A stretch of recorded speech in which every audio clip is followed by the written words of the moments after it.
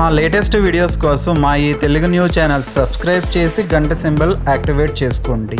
రేపు కనుమ ఆకును కాల్చండి. ఇలా కాల్చడం వల్ల గంటలోనే మీ జీవితం మారిపోతుంది. కోట్లు వచ్చి పడతాయి. మీ దశ తిరిగిపోతుంది. మీకు ఇక తిరుగుండదు. కాబట్టి ఈ ఆకును తప్పనిసరిగా కాల్చండి. ఇలా కాల్చడం వల్ల మీకు ఉండే ఇబ్బందులన్నీ కూడా పోతాయి. కొంతమందికి జీవితంలో ఎన్నో కష్టాలు మరియు జాతక సమస్యలు కూడా ఉంటూ ఉంటాయి. అలాంటి వాళ్ళు ఈ ఆకును కాల్చడం వల్ల మీకు ఉండే జాతక దోషాలతో పాటు అనేక రకాల ఇబ్బందుల నుంచి కూడా మీరు బయటపడవచ్చు. అందుకే ఈ ఆకుకు చాలా శక్తి ఉంటుంది, చాలా పవిత్రత ఉంటుందని శాస్త్రాలలో చెప్పబడింది. మీరు ఒక్కసారి ఈ ఆకును కలిస్తే మీకే తెలిసిపోతుందండి. మంచి ఫలితం కూడా వస్తుంది. ఎంత దరిద్ర జాతకమైనా సరే, మన జీవితంలో ఎన్ని కష్టాలు ఉన్నా సరే ఈ పరిహారం చేస్తే చక్కగా మీ సమస్యల నుండి బయటపడగలుగుతారు. ఎందుకంటే ఈ ఆకు చాలా చాలా శక్తివంతమైనది. ఒక రకంగా చెప్పాలంటే కనుక ఈ ఆకు మనకు ఉండే మానవుడికి గ్రహబలం పెరిగేలాగా చేస్తుంది. బుధవారం రోజు ఈ పరిహారం చేసుకోవటం వల్ల అనేక లాభాలను మనం పొందవచ్చు. అన్ని విధాలుగా కూడా మనకు బాగా కలిసి వచ్చేలాగా చేసుకోవచ్చు. లక్ష్మీదేవి అనుగ్రహం కలిగించుకోవచ్చు. గ్రహబలం పెరిగేలాగా చేసుకోవచ్చు. కొన్ని గ్రహాలను ఒక స్థితిగా నడిచేలాగా చేసుకోవచ్చు. జాతకంలో ఎన్ని సమస్యలు ఉన్నా వాటన్నిటినీ కూడా మనం పోగొట్టుకోవచ్చు. అందుకే బుధవారం రోజు ఈ ఆకుతో పండితులు ఈ పరిహారాలు ఆచరిస్తూ ఉంటారు. ఇది చాలామందికి తెలిసిన పరిహారం, కొంతమందికి తెలియకపోవచ్చు. కాబట్టి మీరు కూడా తప్పనిసరిగా బుధవారం రోజు ఈ ఆకు పరిహారం చేసుకోండి. ఎందుకంటే ఈ ఆకుకి అన్ని శక్తులు ఉన్నాయి. ఈ ఆకుతో ఎటువంటి పరిహారాలు చేసినా 100% ఫలితాలు వస్తాయి. పరిహార శాస్త్రంలో ఈ ఆకుకు ఎంతో ప్రాధాన్యతను ఇచ్చారు. బుధవారం అనేది చాలా మంచి రోజు, గణపతికి ఎంతో ఇష్టమైన రోజు. కాబట్టి బుధవారం రోజు అందరూ కూడా ఈ ఆకును కాల్చండి. ఇంతకీ ఈ బుధవారం రోజున ఏ ఆకును కాల్చాలి అనే విషయాన్ని ఇప్పుడు మనం ఈ వీడియోలో వివరంగా తెలుసుకుందాం. అంతకన్నా ముందు ఒక పవిత్ర కథను విందాం. ఫ్రెండ్స్, ముందైతే కామెంట్ బాక్స్లో జై శ్రీకృష్ణ అని కామెంట్ చేయండి. అలాగే ఈ వీడియోకి ఒక లైక్ కొట్టి మా ఛానల్ని సబ్స్క్రైబ్ చేసుకొని మాకు సపోర్ట్ చేయండి. చాలా కాలం క్రితం 8000 సంవత్సరాల నాటి సంగతి. కైలాస పర్వతంపై శివ పార్వతులు కూర్చుని ఉన్నారు. ఆ చల్లని వాతావరణంలో శాంతమైన గాలిలో పరిమళాలు, పక్షుల కిలకిల నాదాలు, దూరంగా జలపాతాల సవ్వడి. అబ్బా, ఆ దృశ్యం ఊహించుకుంటేనే మనసు పరవశిస్తుంది. అప్పుడు పార్వతీదేవి శివుడిని చూస్తూ మధురమైన స్వరంతో, స్వామి, ఎన్నాళ్ళయింది మనం భూలోకంలో సంచరించి. నా మనసు అక్కడి సౌందర్యాన్ని చూడాలని తహతహలాడుతోంది. ఈరోజు అక్కడికి వెళ్దామా అని అడుగుతుంది. శివుడు మందహాసంతో, ఉమా, నీవు చెప్పింది నిజమే. భూలోకంలో ఏం జరుగుతుందో చూద్దాం అని అన్నారు. ఆ క్షణంలోనే శివపార్వతులు భూలోకంలో అవతరించారు. అక్కడ ఒక అందమైన తోటలో ఒక పెద్ద వృక్షం నీడలో కూర్చున్నారు. చుట్టూ పచ్చని గడ్డి, ఆ గడ్డిని ఆనందంగా మేస్తున్న గోవులు. అప్పుడు ఆ గోవుల్లో ఒక గోమాత శివపార్వతుల వద్దకు వచ్చి నమస్కరించింది. గోమాత వినయంగా, దేవా, మీ దర్శనం పొందటం నా అదృష్టం. నా మనసులో ఒక ప్రశ్న ఉంది.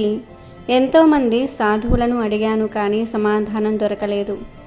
దయచేసి నా సందేహాన్ని తీర్చండి. శివుడు ఆప్యాయంగా, గోమాత, నీ ప్రశ్న ఏమిటి చెప్పు అన్నారు. గోమాత ఇలా చెప్పింది. ప్రభు, మనుషులు ఏ పాపాల వల్ల దరిద్రంలోనికి జారిపోతారు? ఇంకా ఏ 3 వ్యక్తుల వల్ల ఇల్లు నాశనమవుతుంది? అసలు దరిద్రం, ఐశ్వర్యం ఇవన్నీ కేవలం విధి వల్లనే వస్తాయా అని అడిగింది. అప్పుడు శివుడు నవ్వుతూ, గోమాత, నీ ప్రశ్నలు చాలా గొప్పవి. విధి ఒక్కటే అన్నీ నిర్ణయించదు. మనిషి చేసే కర్మలు కూడా దీనికి కారణం. నీకు సమాధానం ఒక కథ రూపంలో చెప్తాను, శ్రద్ధగా విను అంటూ శివుడు కథను ప్రారంభించారు. 8000 సంవత్సరాల క్రితం అవంతిపురం అనే అందమైన పట్టణంలో ఒక వ్యాపారి ఉండేవాడు. అతని పేరు విశ్వనాథ్. అతనికి 2 కొడుకులు, వీరభద్ర, విష్ణు. ఈ 2 తండ్రిలాగే సజ్జనులు, నీతిమంతులు. విశ్వనాథ్ తన కుటుంబంతో సుఖ శాంతులతో జీవించాడు. అతను తన కొడుకులకు ఘనంగా వివాహాలు చేశాడు. 2 కోడళ్ళు, లక్ష్మీ, సరస్వతి, ఇంటి పనులను సమర్థవంతంగా నిర్వహించేవారు. చిన్న కోడలు లక్ష్మి ఇంట్లోకి అడుగుపెట్టిన రోజు నుంచి ఆ ఇంటిలోనికి మహాలక్ష్మి స్వయంగా వచ్చినట్లు అయింది. విశ్వనాథ్ వ్యాపారం రెట్టింపు చెందింది. ఇంట్లో ధనం, ధాన్యం ఎప్పుడూ నిండుగా ఉండేవి. ఆ ఇంటి వాతావరణం ఎంతో పవిత్రంగా శాంతిమయంగా ఉండేది. కొడుకులు కోడళ్ళు ఒకరినొకరు గౌరవించుకునేవారు. ఏ పని చేయాలన్నా అందరూ కలిసి సలహాలు తీసుకునేవారు. విశ్వనాథ్ వ్యాపారం రోజురోజుకు అభివృద్ధి చెందుతుంది. ఒకరోజు విశ్వనాథ్ తన కొడుకులను కోడళ్లను పిలిచి, కుమారులారా, నా వయస్సు పైపడింది. ఇక నాకు వ్యాపారం నడపటం కష్టంగా ఉంది. ఈ బాధ్యతను మీరు తీసుకోండి అని అన్నాడు. కొడుకులు తండ్రి మాటను గౌరవించి వ్యాపారాన్ని హుందాగా నడిపించారు. విశ్వనాథ్ హాయిగా నిద్రపోయేవాడు. కానీ ఒక మనిషి సుఖాన్ని చూసి ఈర్ష్యపడేవారు ఎప్పుడూ ఉంటారు. అవంతిపురంలోని కొందరు విశ్వనాథ్ ఐశ్వర్యాన్ని చూసి కుళ్ళుకునేవారు. ఈ విశ్వనాథ్ ఎంత సుఖంగా ఉన్నాడు, అతని వ్యాపారం రోజూ పెరుగుతుంది, ఇంట్లో ఏ గొడవలు లేదు అని అనుకునేవారు.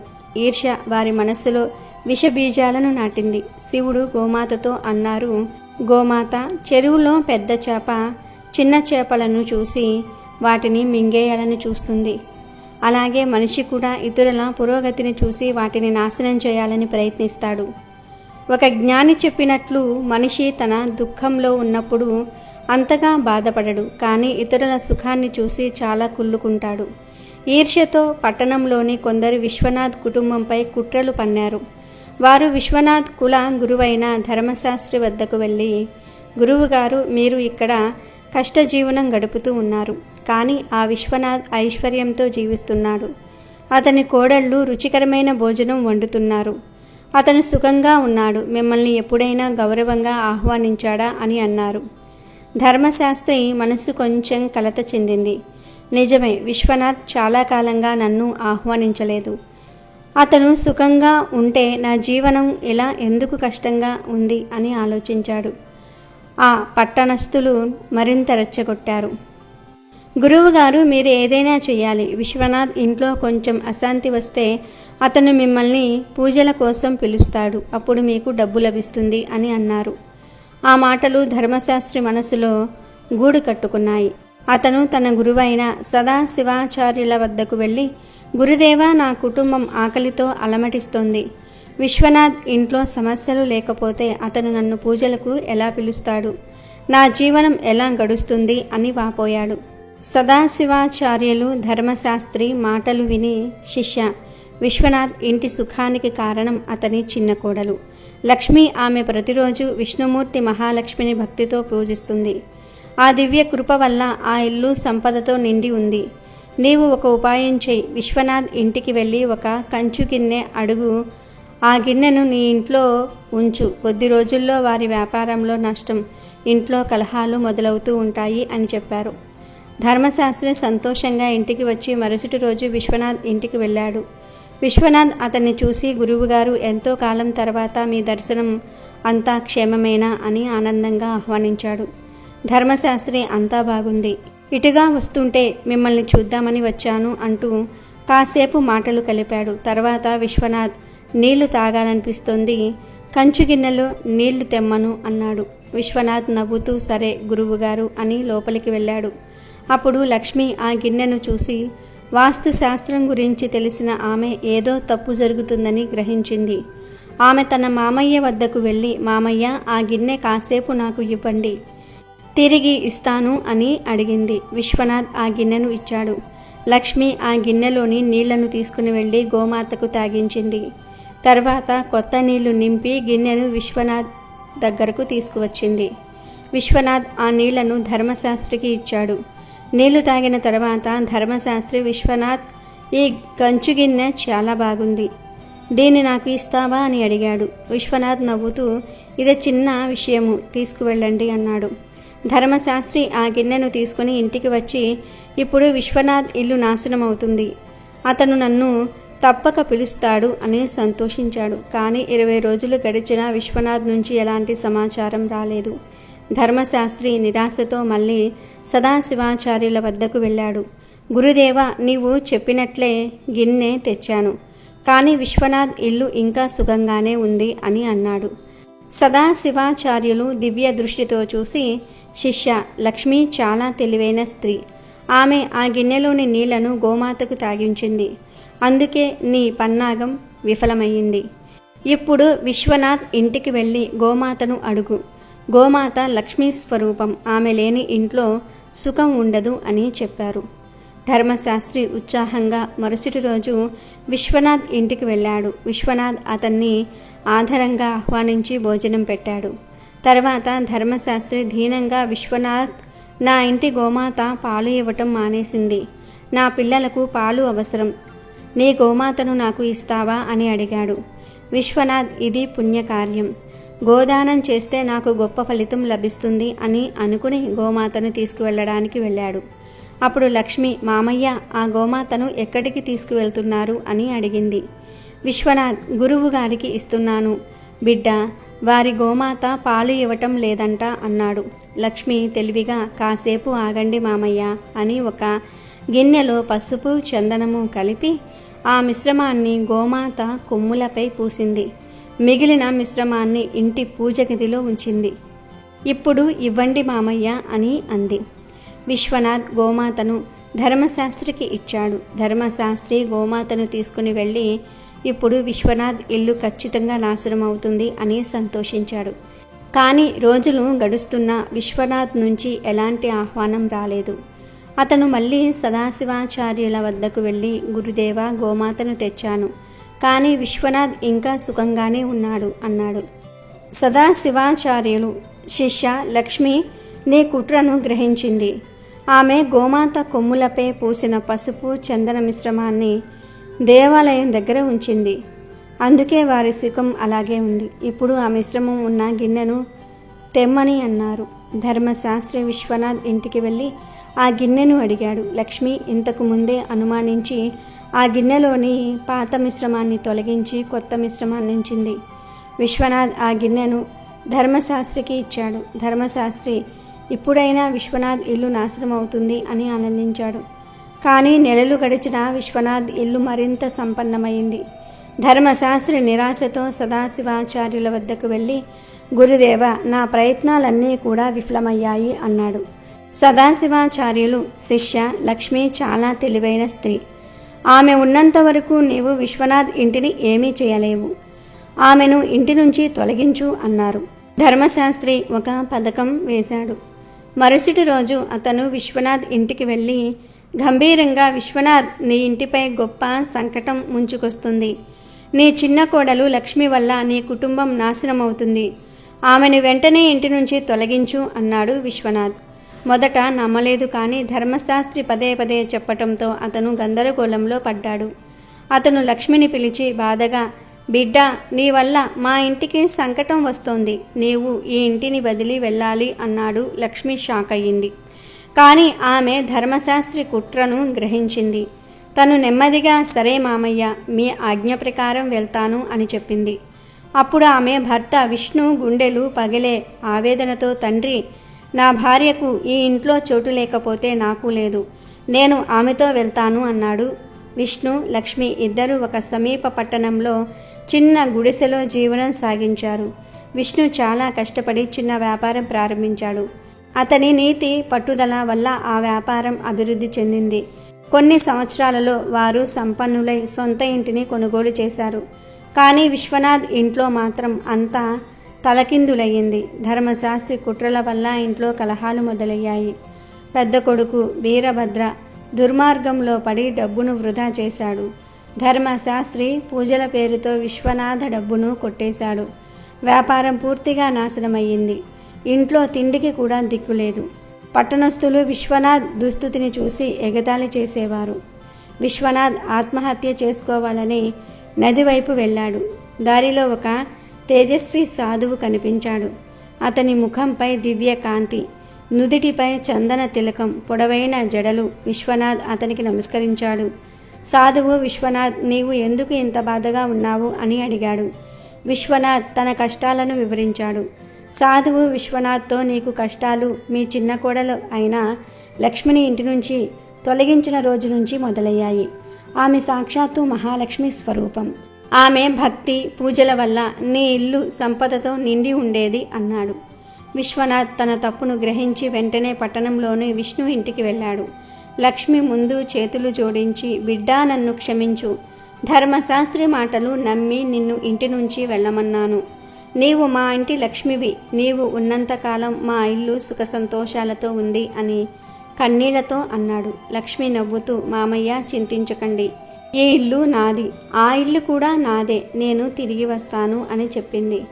ఆమె విష్ణువుతో కలిసి ఇంటికి తిరిగి వచ్చింది. కొన్ని రోజుల్లోనే విశ్వనాథ్ వ్యాపారం మళ్ళీ ఊపందుకుంది. ఇల్లు సంతోషంతో నిండిపోయింది. శివుడు గోమాతతో, గోమాత, ఇప్పుడు నీ ప్రశ్నలకు సమాధానం చెప్తాను. ఏ ఇంట్లో ఈ ముగ్గురి మాటలు వింటారో ఆ ఇల్లు నాశనమవుతుంది. మొదటిది అహంకారం, దుష్ట స్వభావం ఉన్న వ్యక్తి. రెండవది లోభం, కుటిలత్వం, అనైతికత ఉన్న స్త్రీ. మూడవది బయట వ్యక్తుల మాటలకు ఎక్కువ ప్రాధాన్యత ఇచ్చేవారు. ఇలాంటి వారి మాటలు వినటం వల్ల ఇల్లు నాశనం అవుతుంది. శివుడు మళ్ళీ అన్నారు, గోమాత, నీ రెండవ ప్రశ్న, మనిషి ఏ ఏ పాపాల వల్ల దరిద్రుడు అవుతాడు? భగవద్గీతలో కృష్ణుడు చెప్పినట్లు మనిషి తన వివేకం, కష్టపడే శక్తి, బుద్ధి, ఉద్యమంపై సందేహించకూడదు. సత్యం, ధర్మం మార్గంలో నడిచి నిరంతరం కర్మ చేయాలి. అసత్యాన్ని ఆశ్రయించేవారు, తమపై నమ్మకం కోల్పోయేవారు ఎప్పటికీ విజయం సాధించలేరు. నిరంతర ప్రయత్నం, నమ్మకంతో ఉన్నవాడు దరిద్రం నుంచి బయటపడతాడు. గోమాత ఆనందంతో, ప్రభు, ఈ కథ వినటం వల్ల నా హృదయం ధన్యమైంది అని చెప్పింది. ఈ కథ మనకు నీతి, ధర్మము, వివేకం యొక్క గొప్పతనాన్ని నేర్పుతుంది. ఇక వీడియోలోకి వస్తే, బుధవారం రోజు ఈ ఆకుకు విపరీతమైన శక్తులు వస్తాయి గనుక బుధవారం రోజు ఈ ఆకును కాలిస్తే చాలు, మీ జాతకంలో ఉన్న దోషాలన్నీ కూడా పోతాయి. 1 గంటలో మీ జీవితం మారిపోతుందని సిద్ధశాస్త్రం చెప్తుంది. మరి ఆ ఆకు ఏమిటి అంటే కరివేపాకు. అవును, బుధవారం రోజు కరివేపాకు చెట్టుకి విపరీతమైన శక్తులు వస్తాయి. ఎవరైతే జాతక దోషాలు పోవాలని కోరుకుంటూ ఉన్నారో, మీ జాతకం అద్భుతంగా మారిపోవాలని కోరుకుంటూ ఉన్నారో, ధన సమస్యలు పోయి ధనలాభం కలగాలని కోరుకుంటూ ఉన్నారో, వారందరూ కూడా చక్కగా ఈ బుధవారం రోజున కరివేపాకు చెట్టు దగ్గరకు వెళ్ళి 5 కరివేపాకు రెబ్బలను కోసి తెచ్చుకోండి. మీ ఇంటి దగ్గర కరివేపాకు చెట్టు ఉంటే ఆ చెట్టు నుండి కోసి తెచ్చుకోవచ్చు. లేదా ఇరుగు పొరుగు ఇళ్లల్లో కరివేపాకు చెట్టు ఉంటే అక్కడి నుండి అయినా సరే కోసి తెచ్చుకోవచ్చు. లేదా కూరగాయల కొట్టు దగ్గర ఫ్రెష్గా కరివేపాకు కొని తెచ్చుకొని అయినా సరే పరిహారం చేసుకోవచ్చు. ఏమీ లేదు, 5 రెబ్బల కరివేపాకు తెచ్చుకొని ఆ కరివేపాకును చిన్న ప్లేట్లో కానీ లేదా ధూపం వేసుకునే గిన్నె ఉంటుంది కదా, ఆ గిన్నెలో కానీ వేసుకోవాలి. తర్వాత ఈ కరివేపాకు రెబ్బల మీద కొంచెం కర్పూరం పొడిని కూడా చల్లాలి. ఆ పైన చిటికెడన్ని ఆవాలను కూడా వేయండి. ఎందుకంటే కరివేపాకు లాగానే ఆవాలు కూడా చాలా శక్తివంతమైనవి. ఆవాలు నెగిటివ్ ఎనర్జీ మొత్తాన్ని కూడా తొలగించేస్తూ ఉంటాయి. కనుక ఒక ప్లేట్లో లేదా గిన్నెలో కరివేపాకును పెట్టి ఆ కరివేపాకు మీద కొన్ని ఆవాలు పోసి వీటిపైన కర్పూరాన్ని పొడి చేసి వేయండి. తర్వాత మనసులో సంకల్పం చెప్పుకొని ఈ ప్లేట్ను తీసుకుని వెళ్ళి మీ ఇంటి నడి మధ్యలో పెట్టి అగ్గిపుల్లతో వెలిగించండి. కర్పూరం పొడి వేశారు కనుక ఇవన్నీ చక్కగా కాలిపోతాయి. అలా కాలిపోయినప్పుడు మీరు దూరంగా ఉండండి. చిటపటమని సౌండ్ వస్తుంది కదా, అలా చిటపటలాడితే మీ ఇంట్లో ఉన్న చెడంతా కూడా పోతుందని అర్థం. కనుక మీరు దూరంగా ఉండండి. ఇలా బుధవారం రోజు కరివేపాకును కాల్చడం వలన ఇంట్లో ఉన్న నెగిటివ్ ఎనర్జీ అంతా కూడా పోతుంది. 1 గంటలోనే మీకు ఉండే జాతక సమస్యలన్నీ కూడా పోతాయి. మీ జీవితం అద్భుతంగా మారిపోతుంది. ఈ పరిహారాన్ని 3 బుధవారాలు చేయాల్సి ఉంటుంది. అలా చేస్తే మీరే అద్భుతమైన ఫలితాలను పొందుతారు. కోట్లు సంపాదించే స్టేజ్కి వెళ్తారు. కనుక ప్రతి ఒక్కరూ కూడా బుధవారం రోజు ఈ కరివేపాకుతో ఈ చిన్న పరిహారాన్ని చేయండి. ఖచ్చితమైన ఫలితాలను పొంది ఆనందంగా జీవించండి. వీడియో నచ్చితే లైక్ చేయండి, షేర్ చేయండి, బట్ సబ్స్క్రైబ్ చేసుకోవడం మర్చిపోవద్దు.